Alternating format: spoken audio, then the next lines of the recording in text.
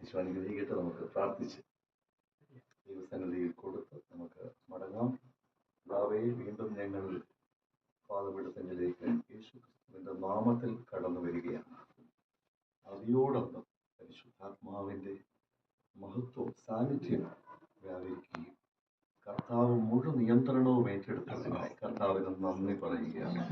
എല്ലാ വിഷയങ്ങളിലും കർത്താവിനെ ആണിപ്പഴുത്തുള്ള കരം, 5 അപ്പം 5000 വർദ്ധിപ്പിച്ച അത്ഭുതകരം കർത്താവെ, 2 കുടുംബങ്ങൾ ഒന്നായി തീരുമ്പോൾ, കർത്താവെ 2 മക്കൾ ഒന്നായി തീരുമ്പോൾ ഇതിനുള്ള എല്ലാ കാര്യങ്ങളും സ്വർഗം പദ്ധതിയിട്ടതിനായി യേശു ഞങ്ങളുടെ നടുവിൽ എഴുന്നള്ളി വന്ന കർത്താവിന്റെ അത്ഭുതം ചെയ്തതിനായി സ്തോത്രം. തുടർന്നുള്ള എല്ലാ കാര്യങ്ങളിലും കർത്താവിന്റെ കരം വെളിപ്പെടാൻ പോകുന്നതിനായി നന്ദി.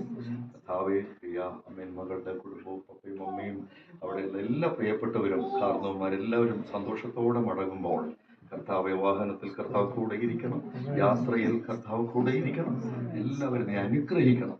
ഈ സന്തോഷ വാർത്തകൾ, ആമേൻ, സൗഖ്യങ്ങൾ വരെ വന്ന